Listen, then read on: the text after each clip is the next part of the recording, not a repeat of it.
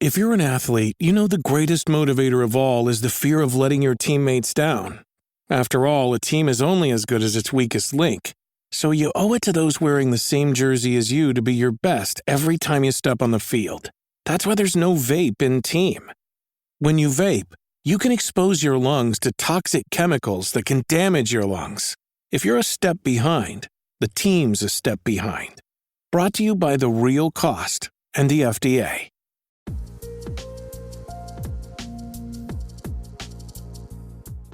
That fight ground on for exactly as long as it seemed to need to go, and, you know, everybody did a fairly reasonable amount of damage each turn until...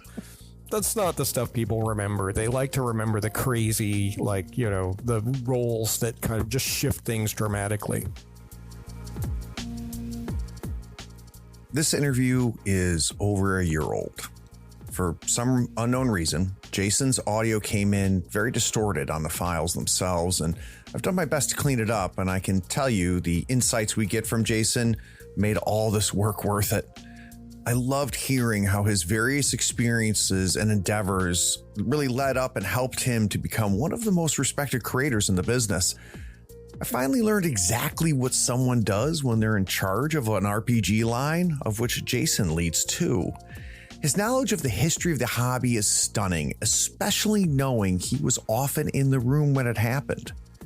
And I apologize to Jason for taking this long to release what is really a great conversation. It took a year for my audio ninja skills to level up to meet the needs of this episode. So sit back, relax, and enjoy a great conversation with Jason.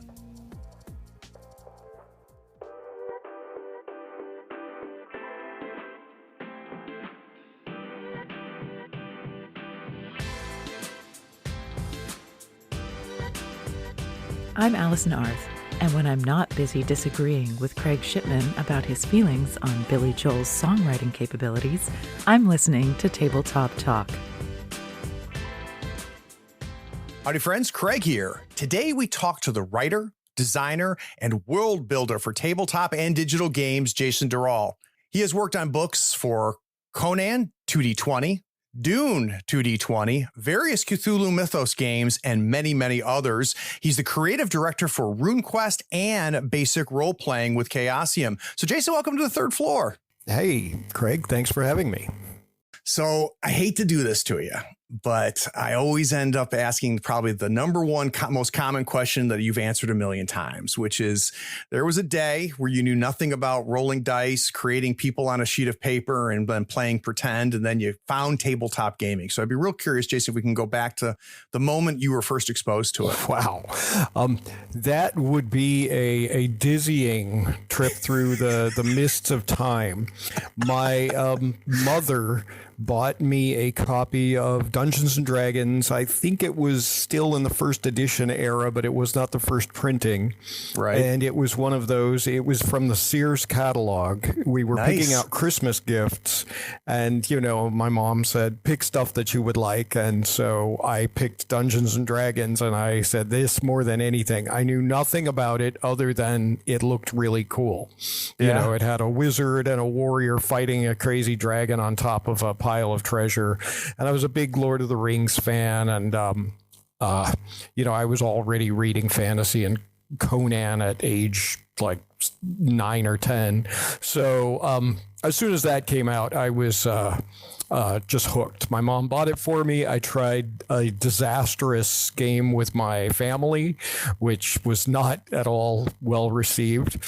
And then I sort of put it away, and then a year later, we'd moved to another city. I was hanging out with a friend, and I looked across the street, and a bunch of kids were crouched on their the sort of rock garden, landscaped garden in front of their house, and they had all these books and papers, and they were like looking for something. And I went over and asked what they were doing, and they said, "Oh, we're playing a game."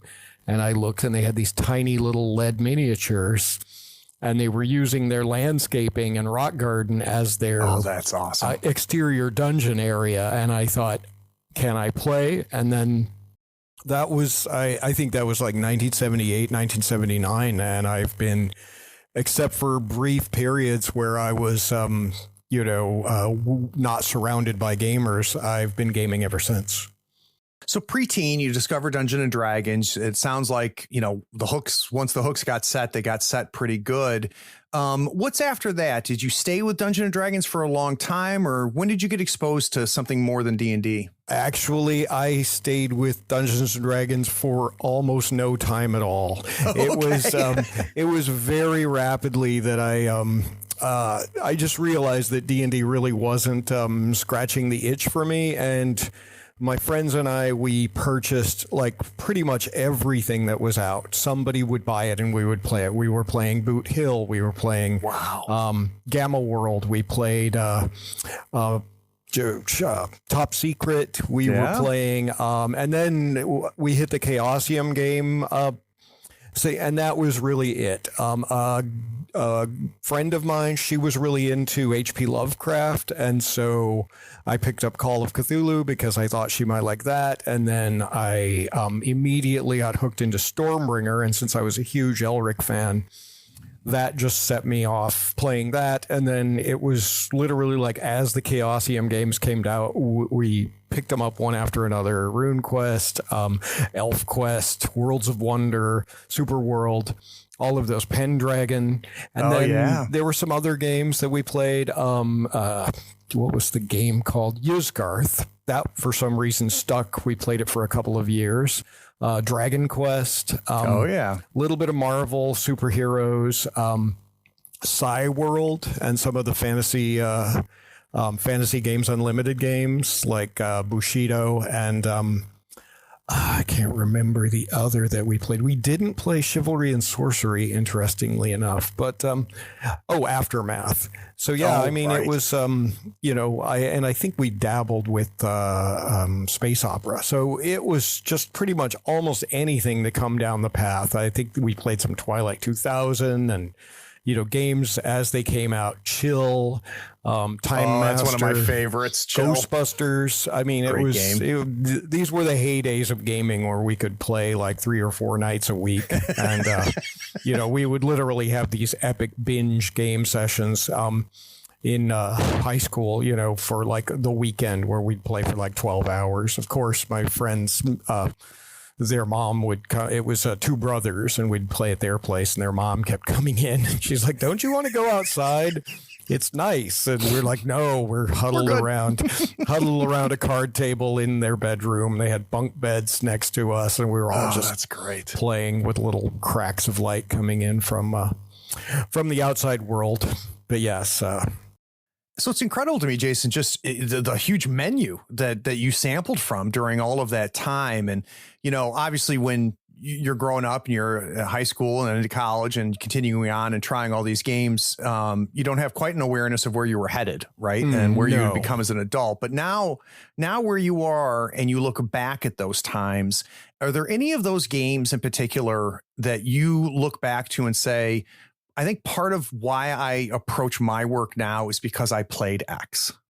Yes, that would be, honestly, it would probably be Stormbringer more than any other, because it was such a loose, wild game, and it it really emphasized that game balance is not a requirement for fun play. And I think that the aspect of this sort of chaotic aspect of the game, no pun intended, but the fact that you could just have wildly different experiences, and it really opened my eyes to tinkering with games. Yeah. I mean, like, for example, I would have, at that time, I would have had very little idea how to, tinker with D&D or Dragon Quest or Universe or any of these really sort of sophisticated, carefully balanced games, whereas Stormbringer just always felt like it was just wide open for creative collaboration and sort of coming up with my own content. And it was very easy to subtract the system from the setting and do all sorts of other things with Stormbringer. Like before before Hawkmoon came out, I had already figured out how to roleplay in Hawkmoon's world and the Tragic Millennium, and in both Stormbringer and Dragon Quest of all things. So Nice. yeah, and I think that was the big the emphasis. And then the next thing would be Pendragon. That would be the second most influential game for me, and that it really taught me how to make mechanics that can mirror personality conflicts and emphasize that your character is more than just their sheer destructive power. I am amazed, Jason, how often Pendragon is brought up by other designers that I talk to. It may be the most common one, and it is the one that I've heard from more than a few people that they consider it to this day the only perfect game ever made as far as role playing. Do you have a sense of why that is? I think that it does not try to do everything.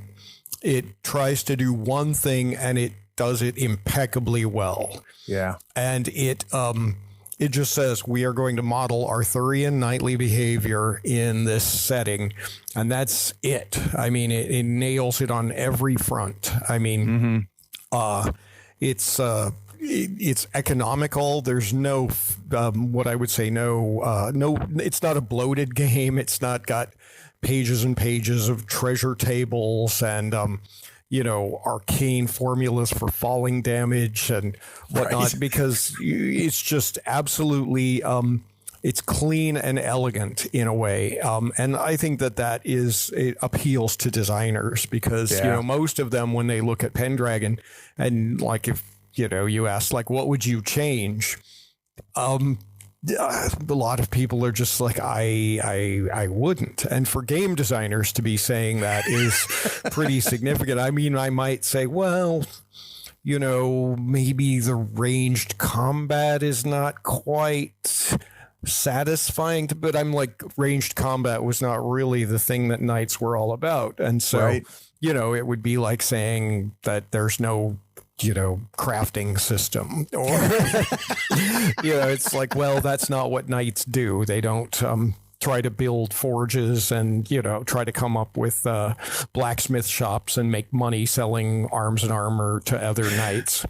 I felt like the spelunking rules were missing from the book. Yes, the surveying rules, and the aerial combat is really not covered very well. But so otherwise, please. It's just, like I say, it's just brilliant in its elegance. And I think that Greg Stafford, he nailed it there. And I mean, I don't know if I would say it's the perfect game, but it's certainly as close to one as there could be. That's really, really cool. So if I'm hearing this correctly, Jason, it sounds like in some ways Stormbringer was kind of the first time where you got the inspiration and the permission to start tinkering, right? To start doing more than just home brewing campaigns, but actually start, creating. Does that sound accurate? That was, I mean, I was immediately trying to figure out new character classes and new types of demons and new sorts of figuring out how to cobble together magic items and whatnot. And then I just yoinked the system out of it, and I think I adapted it to the Hyborian Age. I think I ran a Dark Age, Iron Age, or it was Iron Age, not Dark Age, something loosely based off the Cormac MacArt and Bard books with the characters were sort of Vikings and Celts running around in the English Isles and whatnot. So yeah, I felt that the setting was just really both the Morkockian craziness, but then you could just zip over to a parallel universe or to another of the million spheres and run a completely different game using the same engine. And I thought that was pretty cool. Instantly I was trying to figure out how to put Jerry Cornelius in my Stormbringer games and, figuring out rules for vibra guns and needle pistols and whatnot. And that's I awesome. was like, oh, it's actually quite easy and it works. Yeah. So, I mean, so a lot of people listening, including myself, we've meddled with stuff, we've added stuff here and there, but we ended up not becoming professionals, quote unquote, which I know is not some magical term, but I'd be curious, Jason, looking back on it, when do you see that transition, whether it be I fell into it, or I consciously made a choice where you were going to share with more than just your table, that you were going to create for a much wider audience? It was Amber Diceless role-playing. I was living in Japan at the time, and I had a subscription to Dragon Magazine. I am a huge fan of Zelazny. I considered him to be one of the towering giants in fantasy and science fiction. And the Chronicles of Amber were among my favorite novels. And one day I saw a little ad in Dragon Magazine for the Amber Diceless role-playing, and I thought, that sounds really cool.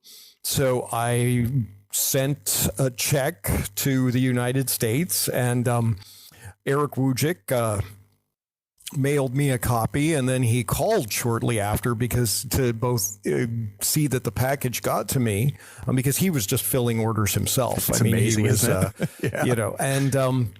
And then he also was like, I just wanted to know who in Japan was, ordering a copy of Amber. And I said, yeah. And if you ever, I said, I just got it. I haven't read it, but I'm going to read it. I'm taking a tour through Europe very soon, so I'm going to take it with me and read it.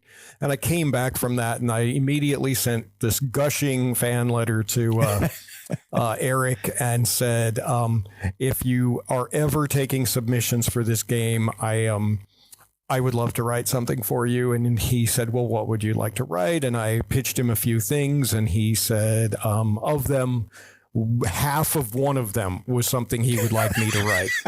And so I was going to do a flip book of Rebma and Tir na Nogth. And if you know anything about the Amber setting, Amber is this eternal city in the middle of the universe of infinite worlds. And there's a reflection of Amber in the sky above that only appears at moonlight, and that's Tir na Nogth. And then there's a reflection of Amber in the water below, in the sort of sea next to the castle.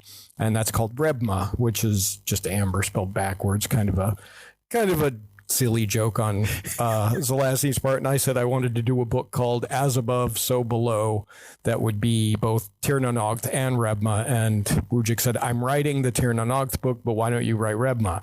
And so that was my trial by fire to writing an RPG supplement, like immediately jump into the writing a 265 page or 56 page book. And it was a little weird. It was a incredibly rough experience. And the book still has never been published because we could do an hour just talking about the history of the Amber game.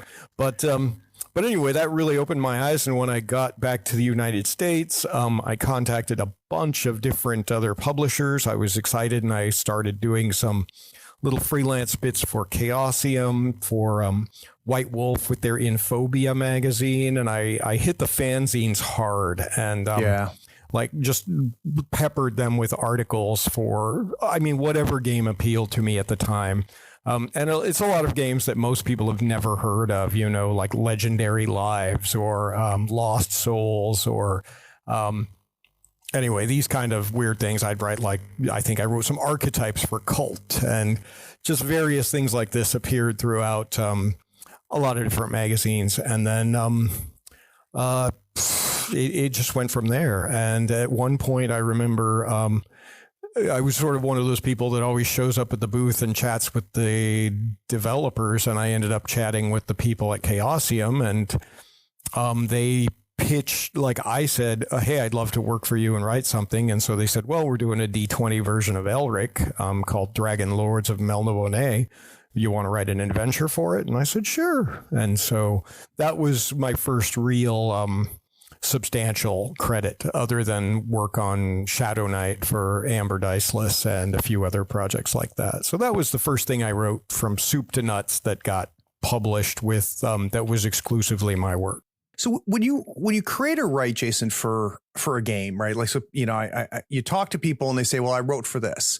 And in many ways it can mean lots of different things, right? Yes. And looking at I don't know what the right word is, but the pillars of the hobby or whatever, you've got, the storytelling, the setting, the scenarios, the mechanics. And I'd be curious, Jason, do you spread yourself evenly among all of those aspects and to take a holistic view of this? Are you drawn more to one than the other? Well, as a line editor, I don't have the luxury of choice. It feels like, for the games I'm working on, I do a lot of actual design, or rather the games I'm managing. I do system design, tweaking systems or coming up with systems, coming up with mechanics, trying to balance things. And then for games I am just freelancing for or just contributing for, those are usually just exclusively content. Got it. It's rare that I jump in and say, somebody's doing a new IP and they say, oh, but we need somebody to come up with the magic system. And I've done that, but it's pretty rare. Got it. So guys, the Insider Insight series is my opportunity to sit down with designers, developers, artists, writers, and creators and learn how they approach their work. I try to understand their process, inspiration, and the methods for crafting their creations. And that's what we're going to do with Jason today. So we're going to take a quick break and we're going to actually take a short pause because Jason didn't just create games for the tabletop. He also created some digital works. So I want to find out what that's all about. We'll be right back.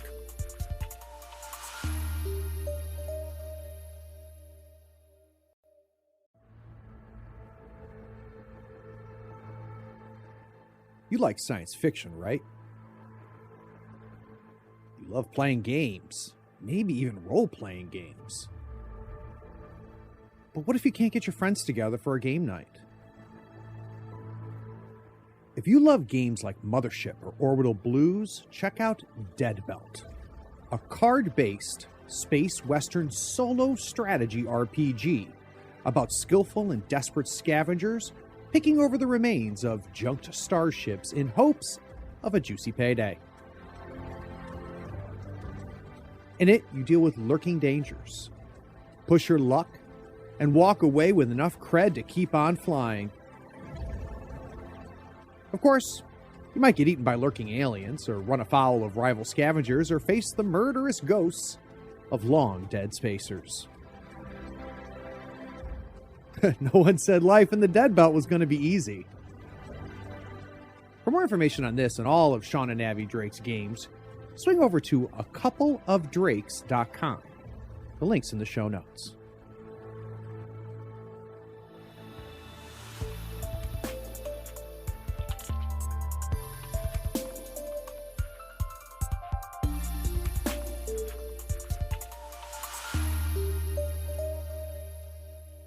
So as listeners know, I'm drawn to guests for various reasons. I reach out to them. Jason has been very generous about making time to talk to us. But what that also does is causes me to dig a lot deeper, right? So I try to put together and do some research to get ready. And Jason, you're not the first tabletop creator that I've talked to that has digital work on their resume. So I'd be curious, when did you first get drawn in to creating in that realm?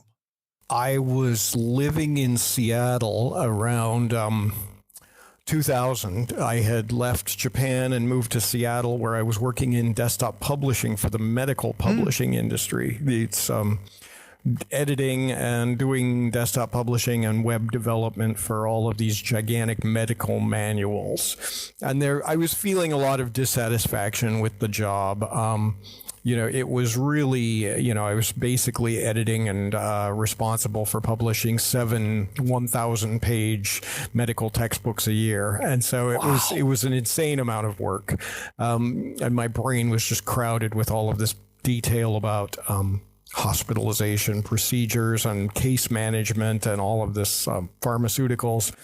And it was really nothing that I enjoyed. I mean, yeah. I loved the people I worked with. They were great, wonderful work environment. But I really just, the actual work itself, I'm not inclined towards medicine as a career. And so I definitely felt a little out of place. At the same time, I was in web development with the same company. And that was also where things were starting to get really technical. And this was back in the days of Go Live and all this like WYSIWYG web page development was a new thing. Right. You know? So, and I wasn't super excited about it. And then out of the blue, some friends that I had met at an AmberCon, Amber Diceless role-playing convention, contacted me and said, hey, do you have any interest in moving to Austin, Texas to work on a computer game, an MMO? And I said, why, I have a lot of interest in doing that exact thing. That sounds really cool. I never considered it as a job hop, but it sounded really great. And so they said, well, we'll put you together a package and we'll make you an offer. And I said, well, if the offer is anything in this range, I'll take it. And so they said, okay, great. And then they were having some funding issues with their publisher. So there was a little bit of a delay. And in the meantime, I started having some, my spider sense wet up at the web company. And I started going, I don't think this is going to last very long, because I was watching the web.com collapse in downtown Seattle of all these places that had opened up giant and then were just closing and collapsing. And many of my friends were web devs who are just suddenly, going from these like six-figure salaries to suddenly unemployed. And I was thinking, oh, this is not great. And then one day they summoned my department in at the medical publishing company and said, oh, well, I'm afraid we're going to have to let you go. And I was chuckling, and they said, oh, well, you seem to be taking it really well. And I said, yeah, I just got an offer letter this morning for a job in Austin making computer games. So thank you for this severance check. And thanks for beating me by a day. Yeah, basically. And so, I had already even emptied my desk to the point where it was a little straight. I knew everything was, every day I was just taking a little bit away. And then some friends were even sort of wondering why my desk had become so stark. And then, a month later, I was living in Texas, working in computer games with what was the last of the garage MMOs, a game called Shadowbane. And that was just a learning experience. The game was still in, I'd say in the late early development where they had a playable demo, but most of the work needed to be done. And I was the lead world builder for that. Mm-hmm. So I had to learn the world building tools and in some cases actually help develop the world building tools with the programmers. And it was also a case of just, you sort of asked a question about a system and that made you the master of that. I was like, what's our plan for sound? And they said, good question. Why don't you figure that out for us? And the people I met in that job, I mean, oddly enough, it was Amber Diceless that probably was the most influential force in my entire life. And that many of the people I met through that game and AmberCon have been lifelong friends and are people that I'm still in touch with. And so, and that's been like almost 30 years. So yeah, and that's how I ended up as a computer game dev. So what's interesting to me about that, Jason, is you walk into Austin, Texas with a backpack of experience playing and creating for tabletop games. And now you're in a different medium, but obviously, MMOs came from the tabletop, right? We're inspired by tabletop and we're trying to replicate that. How useful did you find what you had done before and what you had experienced and been exposed to before to be, and how much of it didn't matter because this was something new? Everything turned out to be relevant. My major in college was English and a focus on, I sort of did the double thing where I studied both film communications and journalism. Yeah. And so mostly creative writing. And so I was both trying to figure out how to tell stories. And then over on the film studies side, I was learning about how to tell stories visually. Mm-hmm. And then through gaming, it was all about coming up with exciting and interesting experiences. I had lived in Japan, as I mentioned, for 6 years teaching at a university.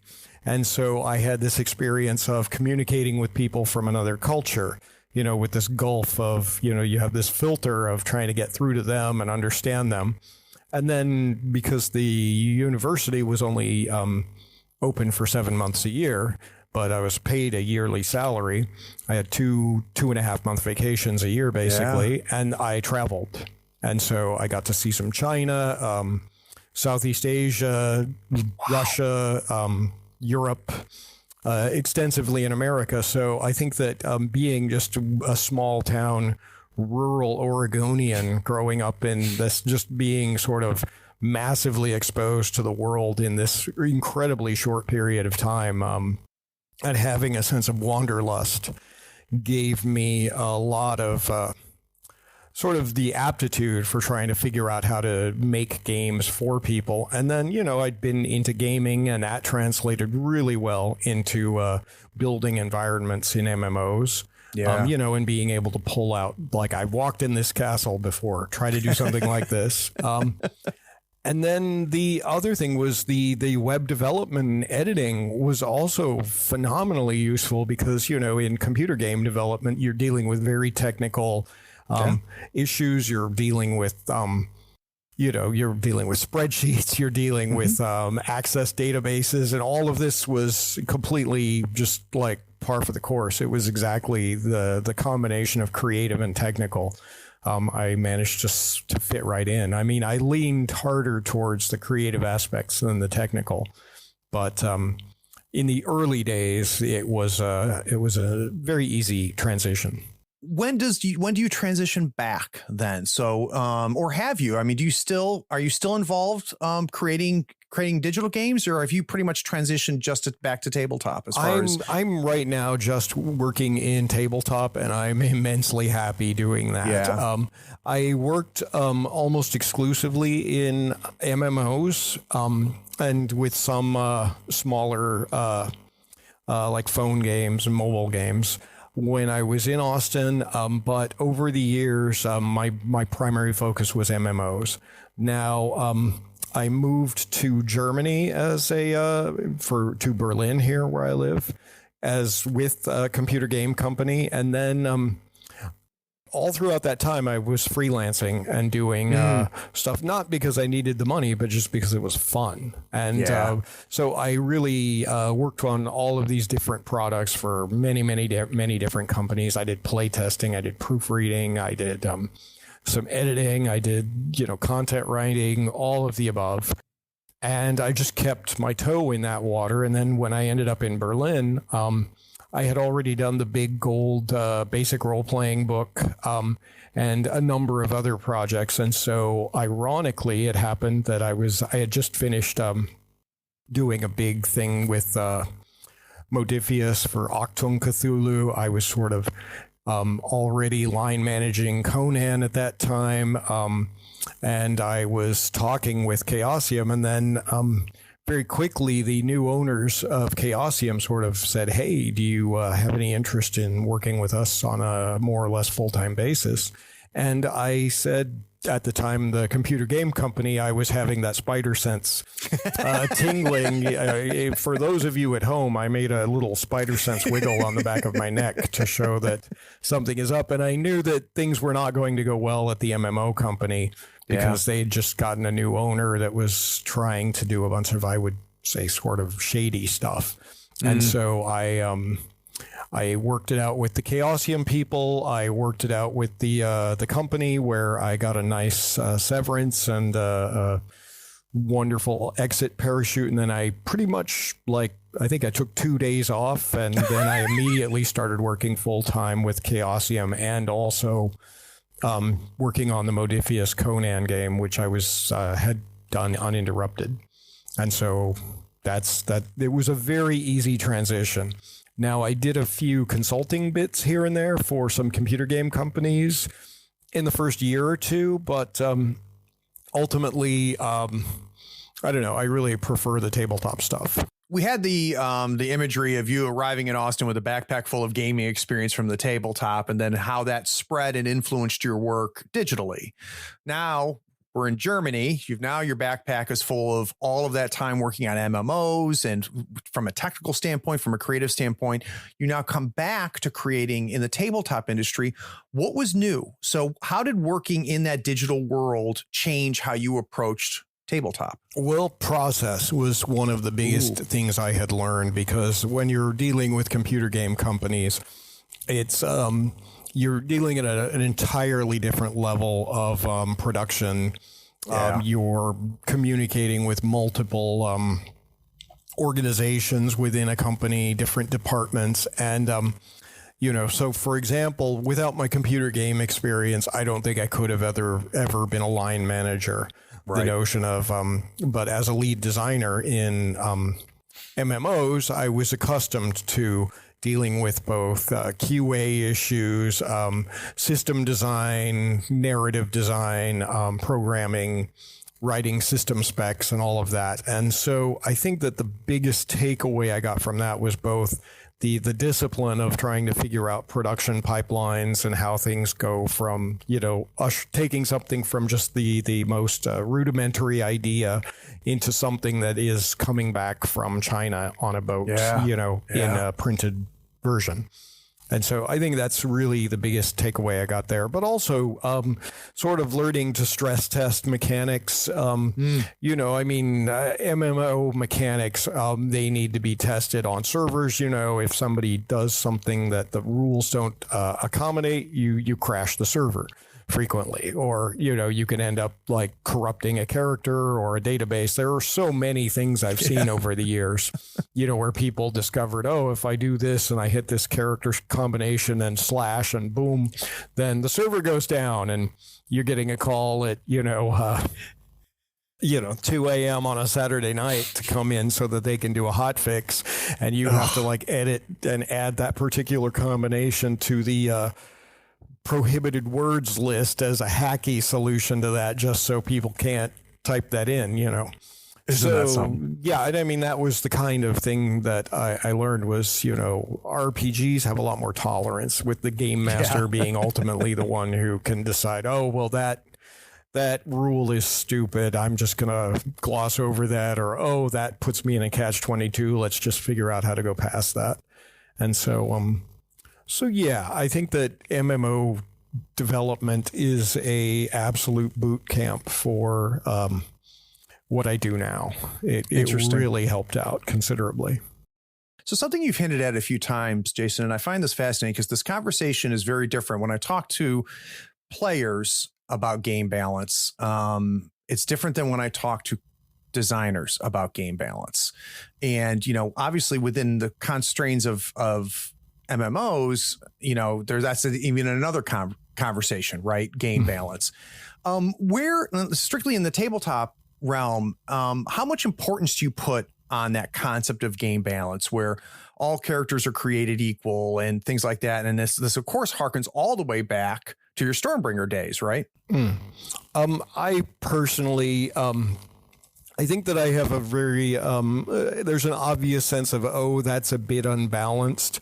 But I think that the idea of perfectly balanced games is both, it's an elusive, it's like the questing beast. You may never find it, and it could drive you mad seeking it. And also, to be frank, the types of games that require that level of precise balancing of attack speed and the equivalent of the DPS and whatnot, mana regeneration, power cycling speed, and all that level of approximation in a game I find just uninteresting.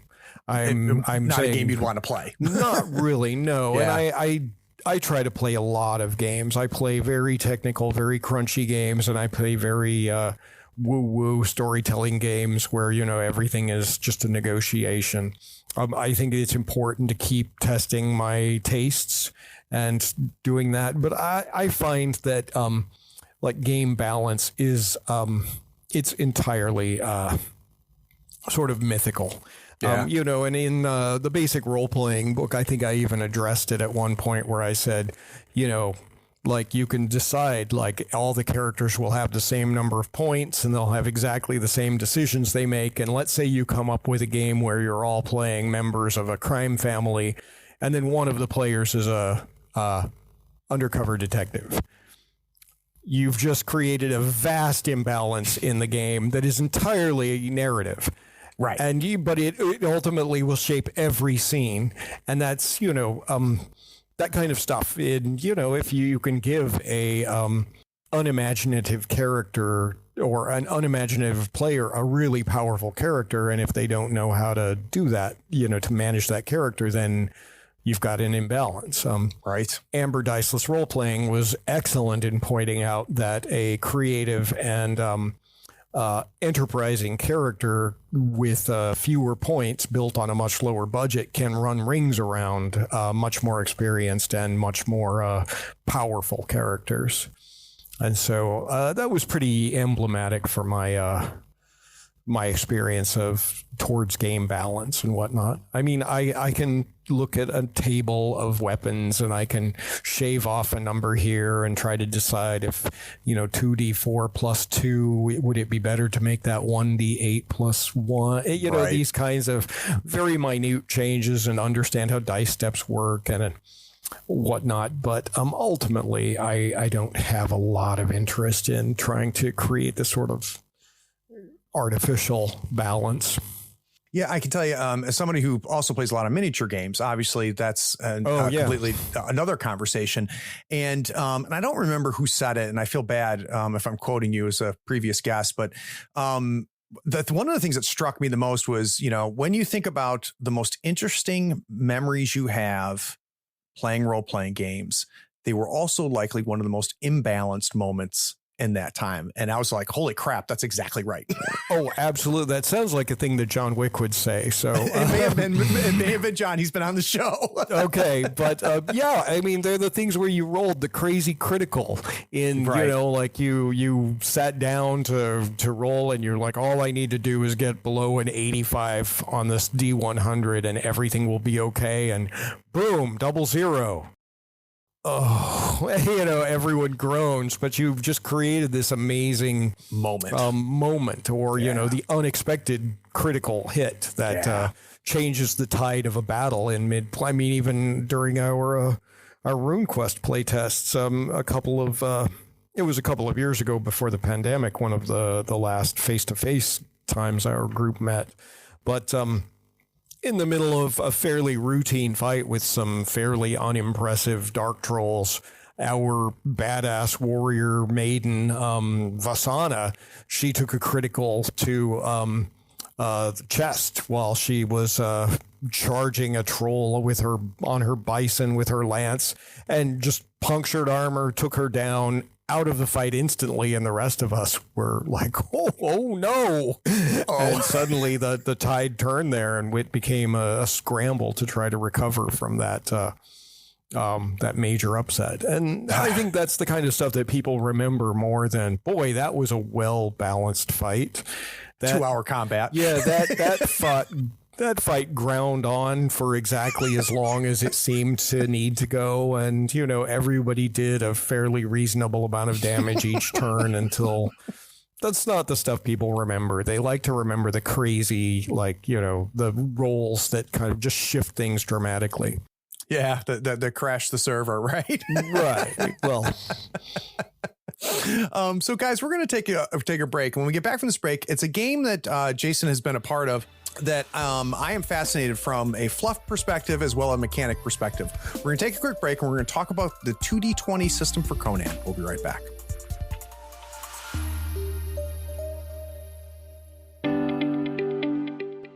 This is the part of many podcasts where someone comes on, interrupts the show, and explains that you should consider paying for the content that you're listening to right now for free. That pitchman explains by giving $1 or more a month, you not only support the show, but you allow the show to grow and improve. Here on the third floor, we refuse to interrupt your episode of Tabletop Talk with such time-wasting pleas. We pledge never to run a spot asking you to go to patreon.com and give $1 or more a month, because supporting content creators keeps the content coming, even if there is a link in the show's description. And there is. We don't ask you to click it and become a patron. We don't waste time rambling about the benefits like early access to episodes, getting episodes without ad breaks like this, or even getting a chance to play in one of Craig's RPG sessions. Anyway, enjoy this episode knowing Tabletop Talk, despite being supported by its patrons, won't engage in such blatant appeals for support.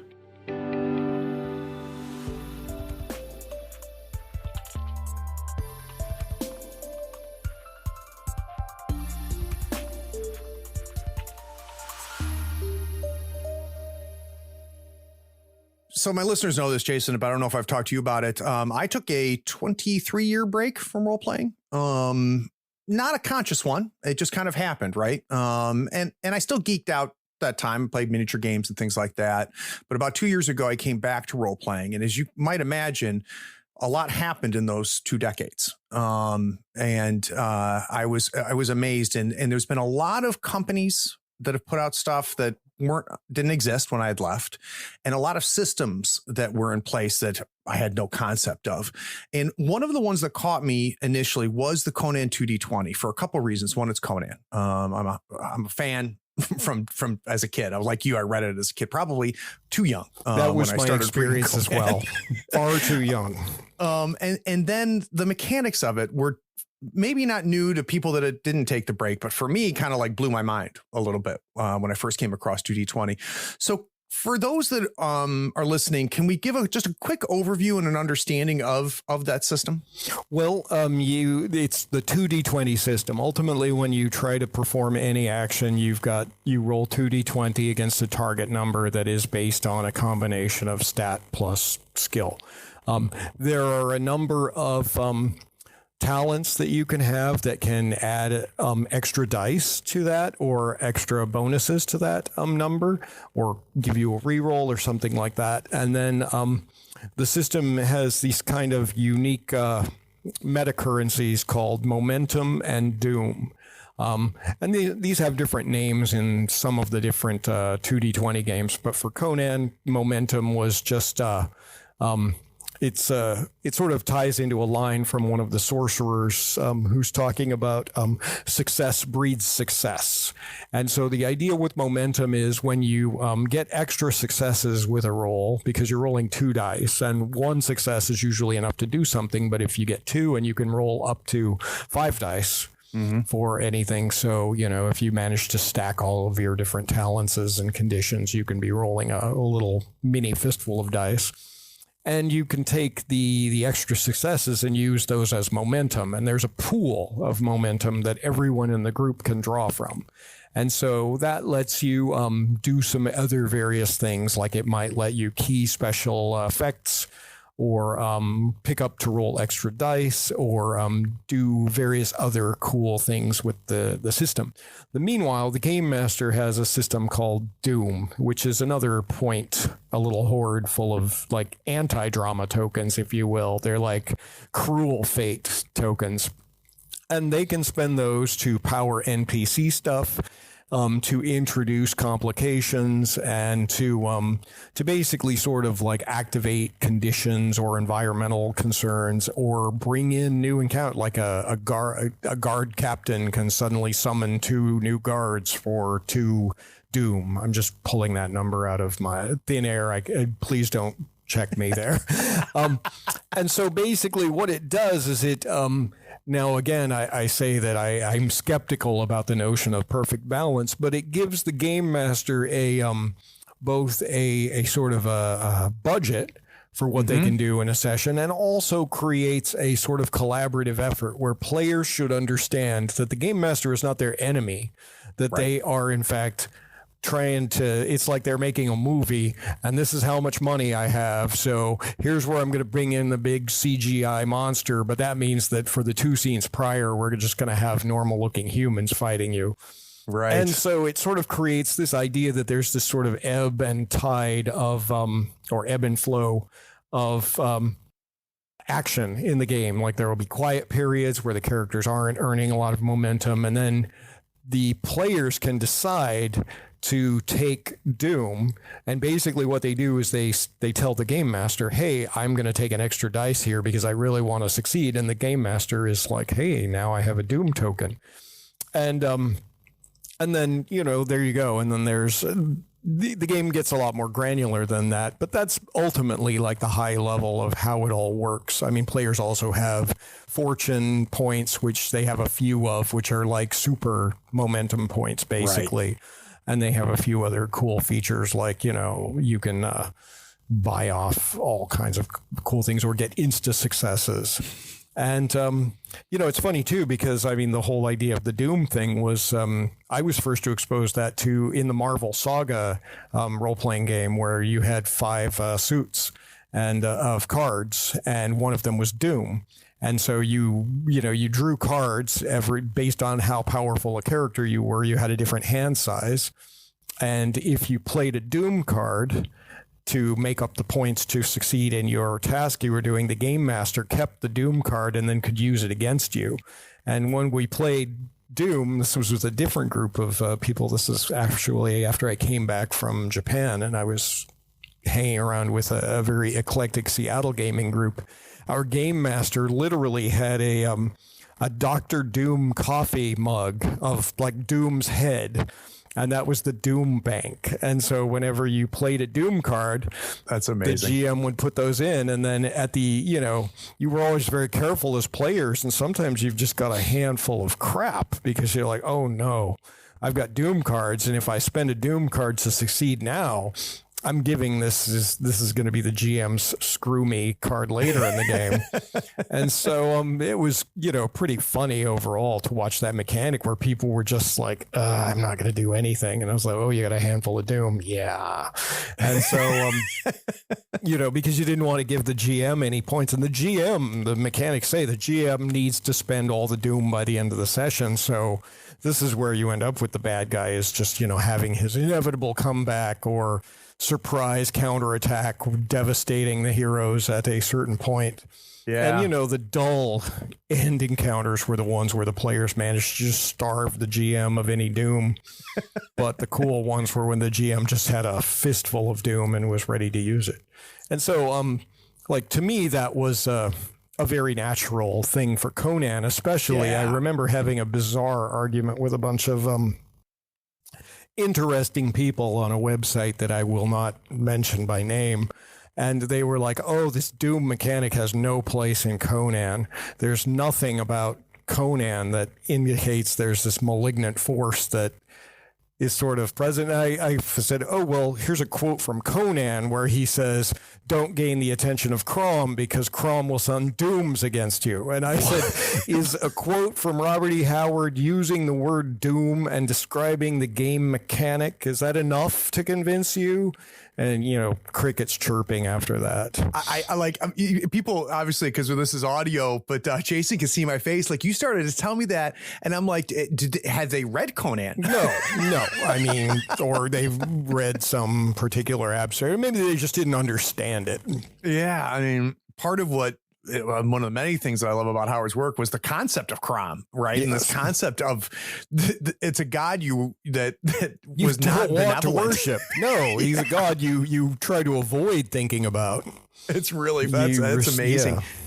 So, Jason, where did you come in contact with this at first? Right. So, was it at the very beginning? Had work been done? Like, where did you get into the sphere of this game? Ground zero. I was working on, because I had worked with on Chaos. It's like weird how these things just sort of chain. Because I had worked on basic role playing, there was a point where I was contacted by Chris Birch at Modifius, and they had just picked up the license for Mutant Chronicles. And they were wondering if they wanted to do a BRP adaptation of that instead of their 2D20 system, because 2D20 didn't really exist at that time. And so Chris asked me if I would be the sort of like father of that. And at the time, I just didn't have the time. We were shipping an MMO. I was too busy. But I said, I tell you what I'm going to do. You call me a consultant. I'm happy to like answer emails and questions. And I wrote basically sort of a 5 or 6 page, like, here's how you would turn Mutant Chronicles into a basic role-playing game. And he looked at that and he was like, okay. And then I think for various reasons, they decided they wanted to come up with their own system. I think Chris is really into the notion of having a house system for Modiphius, and which is great. So he then said, okay, well, we're going to go with this new system, 2D20. And then there was some reason he asked me about a Cthulhu thing. And I said, yeah, I love Cthulhu. And he said, would you like to write something for Octung Cthulhu? And I said, sure. And so we had a very long conversation about that, where my first work with them was taking pieces of manuscripts that a whole bunch of other authors had written for the Assault on the Mountains of Madness. And I turned that into Chris described it as, it's just basically like filling in spackle between these bricks that are already there. And I mean, it wasn't at all. There were massive sections missing. The tones were completely different between sections. One writer had written his section all with like little canned text. The characters go into a thing. This is what you read out loud to them. Some people had nothing else. There was no recurring villain. There were no major characters involved, and there was no like through story.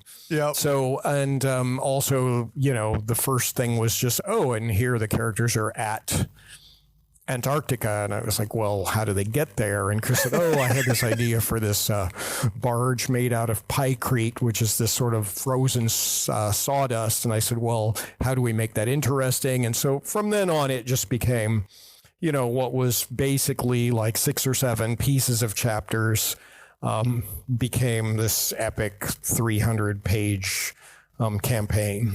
Wow. Where I had to write. And it had no ending as well, which was like, it just sort of described the ending city, the city of the elder things as, and it was just there. And I was like, well, what are they trying to do? They're trying to do something. I get what they're trying to do, but are there any NPCs? What's happening here? So I ended up writing all of that.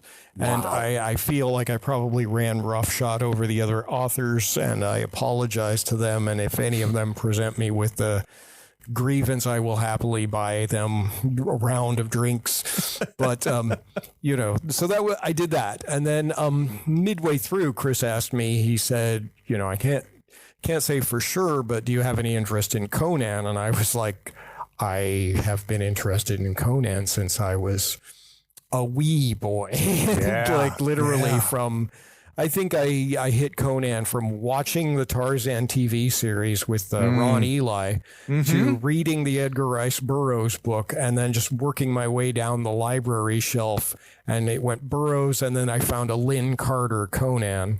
I know. But anyway, I was like, fortunately for me, Carter followed Burroughs quite closely, and I pick it up, and there's a savage-looking black-haired guy holding a knife fighting something on the cover, and I'm like, all right, this looks like the same kind of stuff. And then wow.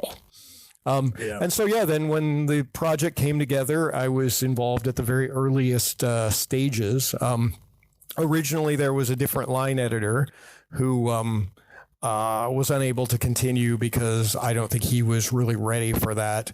And then there was another line editor after that who I just didn't work out. And then on my birthday, Chris called me up. He didn't know it was my birthday, but he called me up and asked me if I was willing to take on the line. And I said, sure.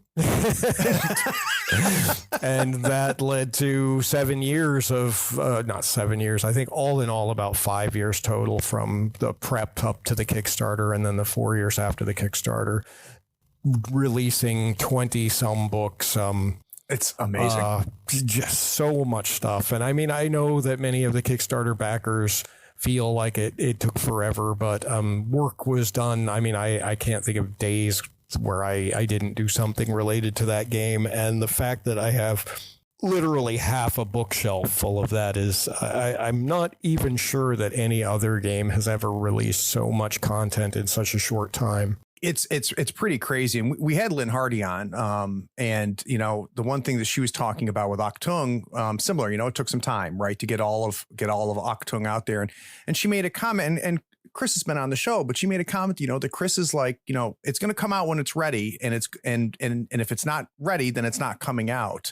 So did you encounter that with Conan as well, or was there a lot of things in play that created that? There's a word in Germany that's sort of a combination of the word ja, which is yes, and nein, which is no, and it's ja ein, where I would say that yes, very initially it was very much a case of yes, the books are going to take some time, let's get them done.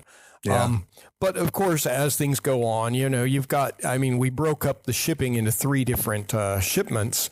And that just, you end up with just a nonstop chorus of Kickstarter backers who are feeling angry and they feel betrayed because of the way the Kickstarter was broken up. We allowed people to pick when the books were shipped, and many of the more hardcore backers shipped all at once, and which meant that not a single book wasn't going out into them until all the books were done. Right. And so, I would have loved if we were releasing PDFs all the time, but I think people really wanted their physical copies. And so I think there was it started out a little more relaxed in terms of, well, we're going to get the books done. And then after each wave, there was a little bit of breathing room, but there was an ongoing concern and a pressure to get it out. And at no point did I feel like we just had the luxury of time. I've always viewed, even though Modifius is fiscally secure and doing quite well and firing on all fronts, there's a certain issue where you do a Kickstarter that makes a lot of money and you have this pile of money, and then a timer happens and it's like an hourglass and sand is just dropping out all the time, and your goal is to get to the end of the process before the final grains of sand have fallen out of that, and sometimes nobody's pouring sand at the top, right? Now that seems to be something that people do, which I find amazing. That people are, they'll do a project in Kickstarter and then they'll go to Game on Tabletop and do a second round of funding or whatnot. But that wasn't really an option for Conan. And the project takes time. I think that we approached it with a level of dedication and craft that is pretty solid. But the other thing, too, is that recruiting for people to write Conan is really specific. It requires a certain tone and a certain knowledge of that world that you can't just pick up and run with. That's you really need to be sort of immersed in that setting. And so I found a lot of recruiting for the game was really challenging. I would imagine you could smell the inauthenticity real quick, right? Oh, if you had the wrong person. There was a point where we did an open call for adventure pitches, and I think, 7 out of 8 were rejected. Like, nope, not in tone. And, I'd occasionally, I wrote an essay in the book called How to Write Adventures the Robert E. Howard Way, which I think is a pretty solid piece of advice, at least for giving. You would think that it would say, hey, this is what we're looking for. And, when I would get into arguments with these writers about some of the adventures, I was like, I don't understand why this is happening. Generally, Conan stories, there's always a clear and coherent narrative. Things don't just happen. Yeah. And so it was a little challenging there, but overall it was a great experience. At that point, Jason, was that the biggest thing that you had been responsible for? Yeah. The basic role-playing rule book was, this massive, nearly 400 page or something like that, like 380 or so, giant, condensed version of all of the different basic role-playing system variants with all these optional rules. And yet the whole thing was, the idea was you could take that book and then run pretty much any campaign of any sort you wanted to. You could just cobble it together. And that thing took 2.5 years. I ran a big play test with about 150 people, many of whom are now good, close friends. And, good. Like Sarah Newton, her first game development, she popped up and said, hey, I'd love to be a part of this BRP playtest. And I said, I would love any help I can get. And so she was one of the just most amazing contributors to that. And that had been the largest up to then. And then, the Conan core book was bigger than basic role playing. And then the following 19 books plus maps plus those And I mean, I'm still working indirectly on Conan stuff. So, all of these various bits and pieces, I'm just looking down on their geometric tile sets and the GM pack and all of that kind of stuff. It's amazing. So much stuff. Yeah. And not to blow smoke, but it's pretty damn good, Jason. Well, thanks. I mean, yeah, it's really, really good. And one of the things that I like about the 2D20 system and what Mr. Bircher's doing with it is I love how similar to what Free League does with the Year Zero, right? It's not the same in every one of their games, right, but it's familiar, but it's adapted. So 2D20 in Star Trek is not the same as 2D20 in Conan, but it fits. And they've done a real brilliant job with that, I think. And I mean, if we were to design a second edition of Conan, we might approach it with, we might do some things differently based on what we've learned. Yeah. Yeah, no, absolutely no question. So, guys, we're going to take one last break. When we get back from that break, we're going to get to modern day. We've been talking about everything leading up here. I'm going to talk to Jason about what exactly a creative director at Chaosium does. And then, more importantly, I want to spend time talking about RuneQuest. We'll be right back.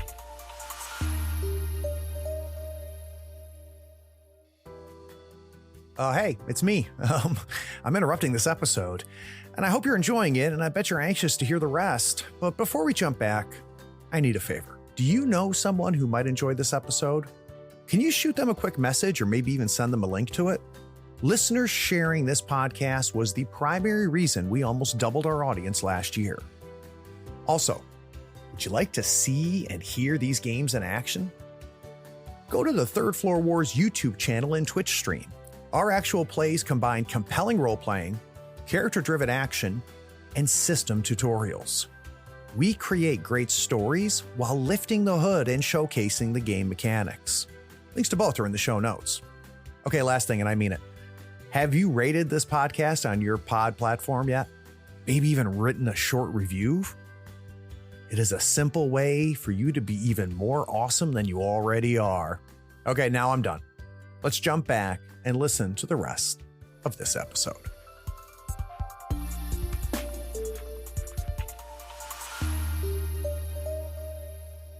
So creative director for RuneQuest and BRP is an impressive title, Jason. I assume when you wake up in the morning, there's horns that go off and confetti that comes down.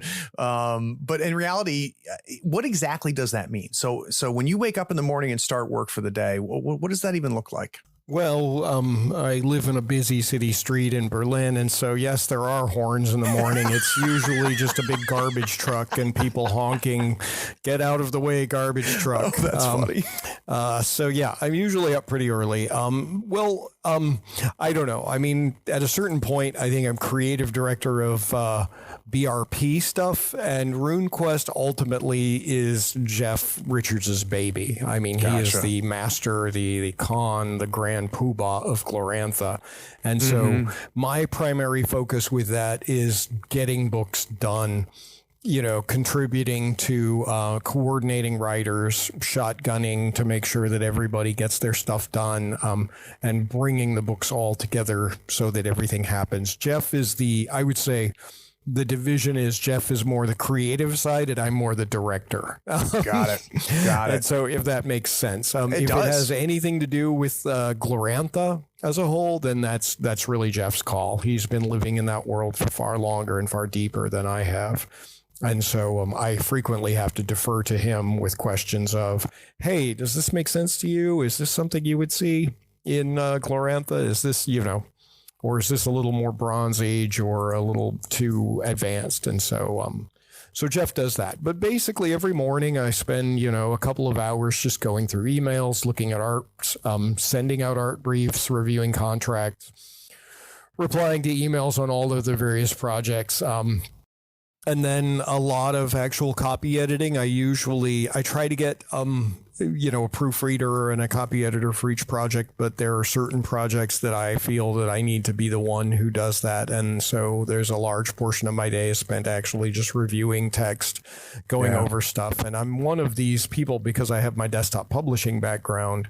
I can open up InDesign and make corrections to the actual files and, in some cases, even rough stuff out for our layout people to, or draw extraordinarily primitive maps and send them. I try, I mean, this is a secret, but I try to make my maps and my mock-ups as primitive as possible because I want to make sure that, the creative personnel feel like they can contribute something, but also so that they don't get influenced by, they don't look at that and they go, oh, he wants something that looks mostly like that. Whereas if I draw something clearly crude and primitive, they go, okay, I can, as they say in Germany, put my mustard on that, meaning to, I can add myself into this project. And so I want people to feel that they are creatively invested in the work that they do rather than just sort of, a tool that the creative powers that be use to get things done. That makes sense. Now, Jeff's on my hit list, and I hope to have Jeff on the show at some point. But really, your perspective, Jason, is kind of interesting to me right now for RuneQuest because your hands are all over it, right? So you're touching a lot of things. You're seeing things getting made. You're putting things together and stuff. But there's a little bit of an outsider, right? If Jeff is really, on top of the creative piece of it, the mystery for me with RuneQuest, because this RuneQuest was not part of my journey as a role player. Okay. But like Pendragon, it keeps coming up. So as I'm talking to creatives and I'm talking to designers, somehow RuneQuest keeps coming up. RuneQuest. And I'd be curious, Jason, if you have a sense, in the same way that you did a great job with Pendragon, what is it about RuneQuest that so many designers say that was a part of me? That was a part of who I became? Well, in many ways, it is the strengths of RuneQuest are similar to the strengths of Pendragon in that they are both the both collaborative works, but also they are driven by the creative. I mean, I would say Greg Stafford is a creative genius or was a creative genius. He is. I think arguably he was one of the finest creative minds in game development thus far. And it is humbling to work, on projects that he created. And, as John Wick is fond of saying, anytime you think you came up with a really cool idea or a mechanic, Greg Stafford probably came up with it 25 years ago. And it's there somewhere. Yeah. And so yeah, and RuneQuest, in some ways, like I said, it sort of has this weird combination, this gestalt of Steve Perrin's very simulationist mechanics with strike ranks, with basic, with sort of like taking your stats and figuring your skill category bonuses and hit points per location. This real gritty, visceral combat mechanic where, you're feeling like I could die at any moment. Yeah. And then marrying that to this kind of crazy Bronze Age mythological trippy setting where there are intelligent baboons and elves grow from trees and dwarves are part of a world machine, and eat canned food and, I mean, just completely trippy stuff that, is like unlike anything else you've seen or anyone had seen in games. And that was, I think, the real liberation that RuneQuest did. For as much as Pendragon was on point in evoking that sense of, chivalric Arthurian, both behavior and combat and adventure, RuneQuest was in like just completely this sort of the sky is the limit in what you can do in this world. There are all kinds of crazy things, the gods and the cults. I mean, that was something that, you'd never really seen. I mean, when you created a character in D&D, you picked a god. Maybe you had stats for them, so if you could fight them. And you kind of knew their alignment and some stuff, and maybe there was some special thing about that god, but there wasn't a lot more than that. But this whole idea about like your character starting out as being a member of this cult that is influential throughout the world, and everyone being part of a cult, everyone using magic. you know, like I say, a phrase I have used probably far too many times, as I say, the thing about RuneQuest is the characters have their feet in the mud and their head in the heavens.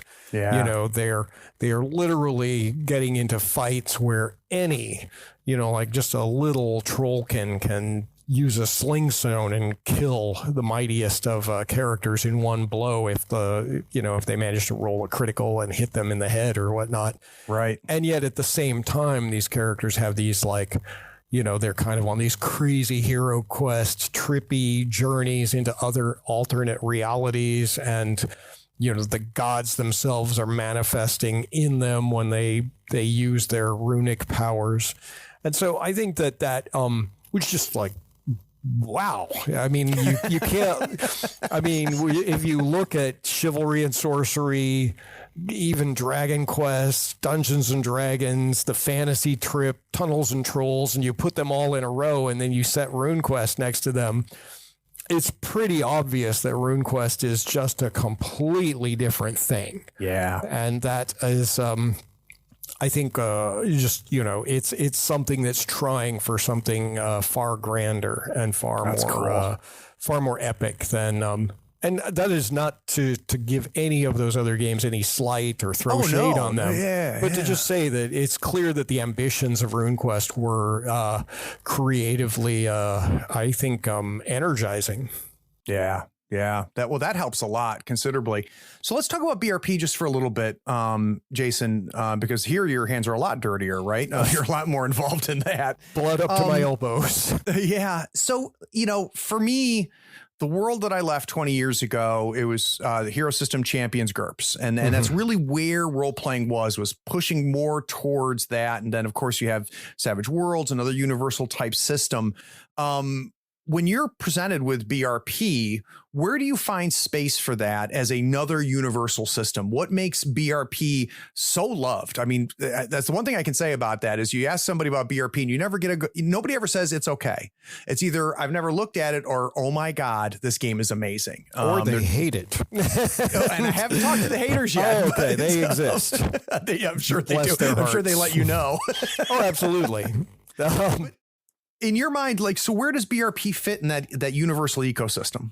Well, I think that ultimately, like, BRP is the ultimate toolkit game, because the sheer the resolution mechanic of the D100, the flat distribution system, it is transparent. I mean, it is incredibly easy to see what happens when you add something onto it. And I would say as a chassis, it's got hard points all over it that you could just bolt all kinds of crap on to get into a sort of try to stretch that metaphor a little farther.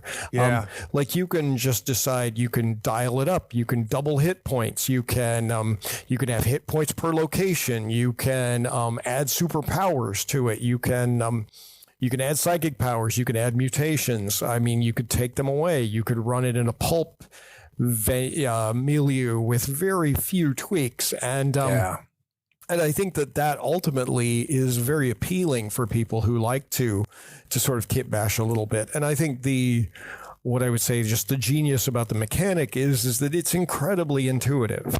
I mean, I do understand quite a bit about statistics, and sometimes I have to break them down to people and, you know, tell. But for example, many people don't understand how bell curve works. And, you know, so when you're rolling 2d6 and adding something and subtracting something, or you're rolling a dice pool, those numbers are not always obvious. You know, if anything, I would think that, I mean, if I would say one of the things I find sometimes challenging about working with 2d20, for example, is that probability success is not always evident because you know, we've got some tables in the background where I can sort of look and say, okay, if you're rolling 4 die 6 at this number, this is your chance, and or 4 die 20 at this number. But for the most part, I think BRP is just it just pulls the curtain aside and shows you the engine, and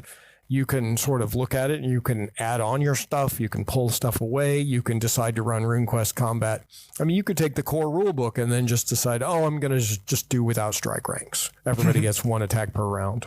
Yeah. You know, and the game runs. I mean, you might need to make some little adjustments on the fly, but it runs. And I think that is really a testament to how solid it is. And that I think is, like I say, both the marriage of Glorantha with RuneQuest is exciting. And we haven't really talked about Call of Cthulhu, but I think that's another one of these weird, perfect pairings of system and mechanics because, you know, this is both Greg and Sandy working on this, but I think that Lovecraft's cold scientific universe, which is basically a science fiction horror universe, the flat mechanical, the pitiless mechanic of D100 is perfect for feeling like you're alone in a vast and uncaring universe, like interesting the mythos. Yeah. You know? And so that is, I think, you know, I think there's a gestalt where people who like RuneQuest also like Call of Cthulhu, who also like Pendragon, and all of these games kind of, they sort of stick together, and you have the warm fuzzies. I mean, would I love Stormbringer as much if I didn't have those other 3 or 4 or 5 games, you know, floating around in the back burner? I don't know. Yeah. Yeah.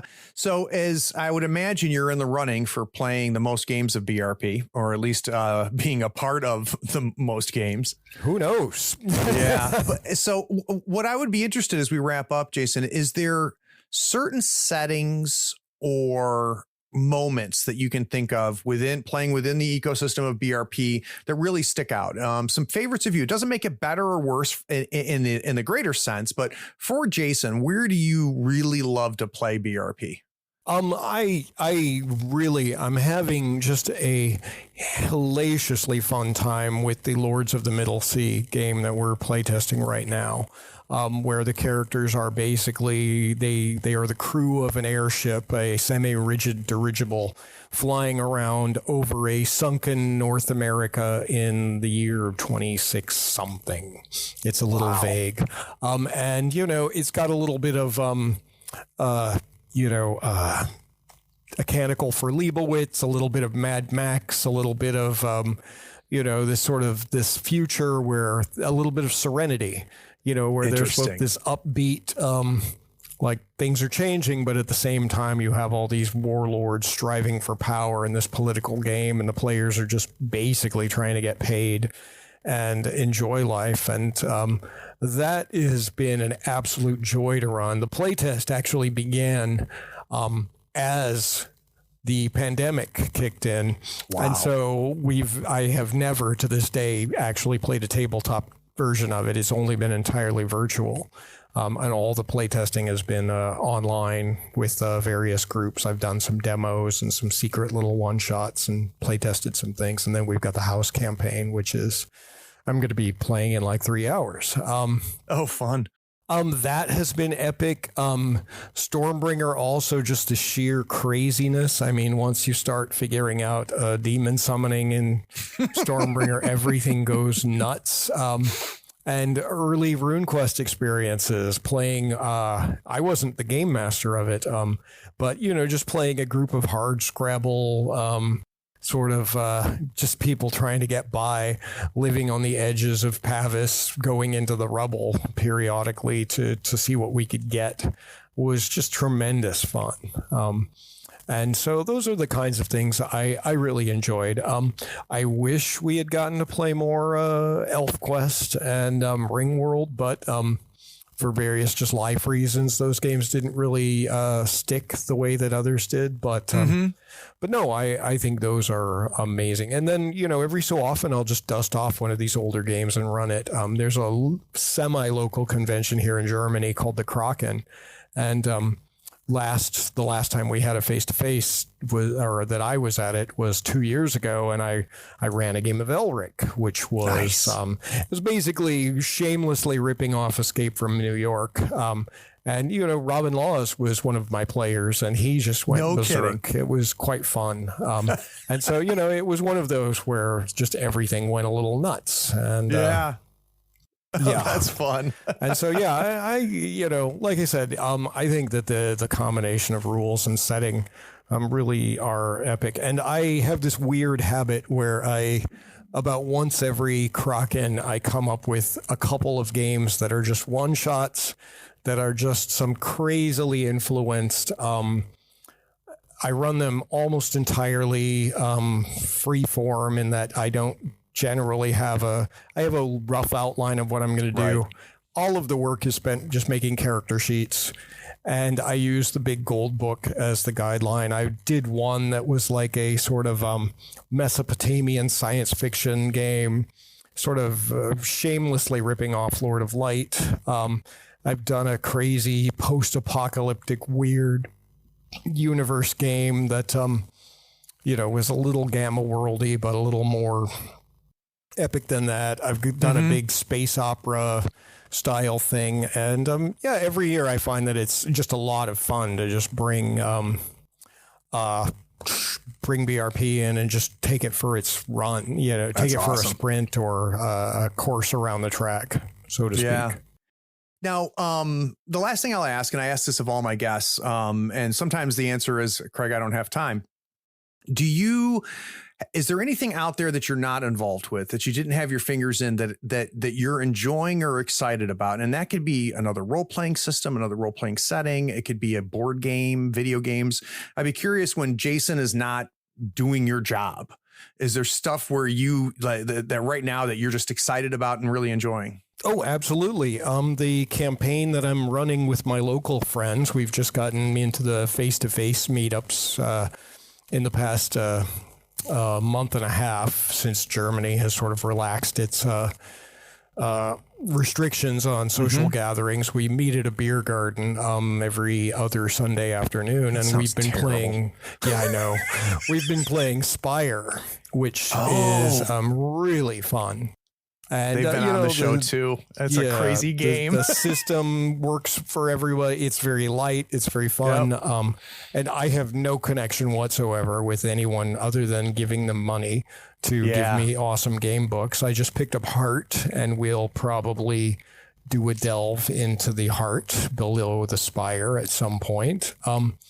I have a shelf that is probably about 2.5 feet of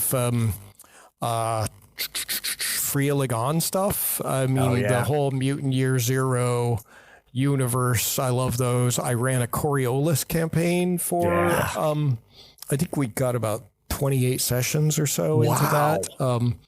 And we did a bunch of solo, or rather starting adventures. And then we did the first of the Emissary Lost campaign. And, then we just wrapped that up, and we're taking a breather for a while. We may go back to it. Depends on how the players feel. And then I loved running Vaosin, which has been an absolute delight. One of my favorite pickup games I discovered online was Barbarians of Lemuria, just because it's so simple. It's like a barbaric crunch, but very little in the way of crunchy mechanics. And so it was a lot of fun to run, and I find that when I'm running stuff online, I tend to go for a simpler mechanical set. I'm just looking at my games now to see, obviously we could spend a lot of hours. But another game that I have no involvement whatsoever, but I love quite dearly is, I shouldn't say game, is Techumel. I've been a fan of Techumel ever since the hearing about it back in Dragon Magazine in the 70s, the late 70s. Not familiar with it. Oh, wow. Techumel was I'm not sure if it was the second or the third D&D setting. It is a alternate, so it dates back to 75 or so. It was already in existence before there was D&D as a setting that this linguist, Professor M.A.R. Barker, came up with. It is weird fantasy science fiction hybrid set in a sort of a vast science fiction-y world, but has resorted to mostly almost Mesoamerican culture with this sort of highly Baroque Byzantine social structure that there are languages. It's epic. It's there have been at least 6 or 7 Techumel games, Empire of the Petal Throne, and a bunch of others like this. And I think Guardians of Order probably did what I would consider to be the best Techumel game, but my knowledge, but that was a one and done kind of a thing. They were unable to continue the line.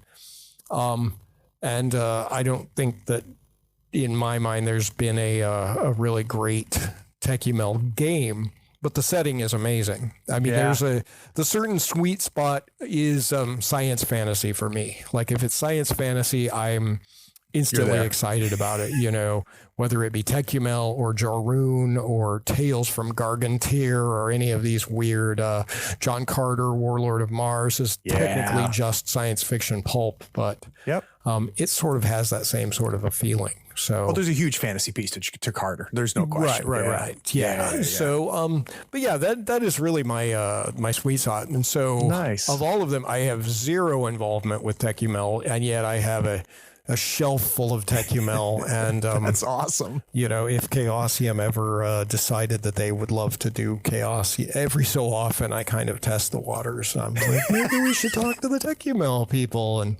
no. We're already too busy.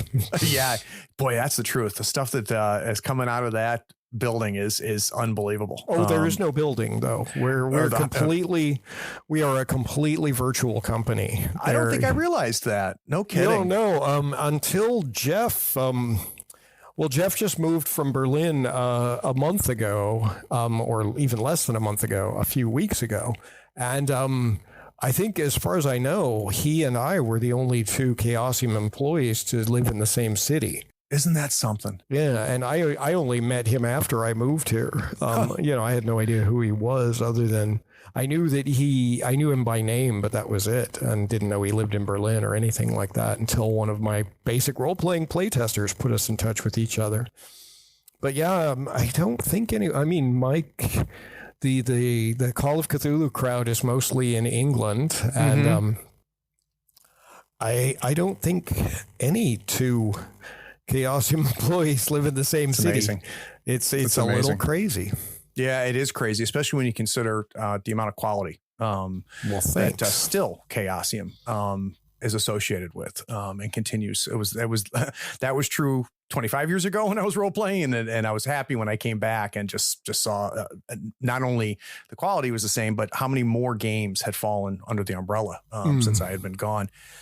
Boy, Jason, can't thank you enough, my friend. This was absolutely fantastic. Yeah, I had a great time chatting with you. I'm glad. So if somebody wants to get more Jason, if they're listening right now, where's some places they can go? You can always hit me up on Facebook or whatnot. I don't really use Twitter that much, but you would go to either chaosium.com and poke around in the RuneQuest section. Join any of the RuneQuest groups on Facebook. I tend to participate in those quite a bit. I'm also doing work on the Dune RPG for Modifius. And so I spend a little bit of my time doing that. And I need to do more, but there's only so much time in the day. And then I'm a member of several of the 2D20 Conan groups and whatnot. And so it's not hard to look me up or to find me. And I'm at jason@chaosium.com if anybody feels like dropping me a line to ask about, like, I want to write for you or whatnot. Hopefully I haven't said anything that terrifies people about the prospect of working with me. No, you haven't. I've had Peterson on the phone. If anybody's going to terrify anybody, it's Sandy.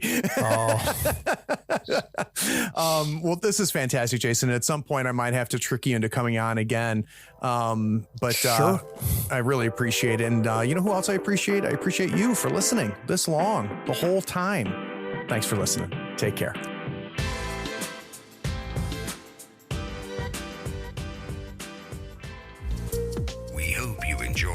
episode, subscribe to Tabletop Talk and share it with your friends. Check out our content on YouTube and Twitch. Follow us on Twitter and Facebook and stay updated on everything coming from Third Floor. All the links are in the show notes. Take care, floorheads.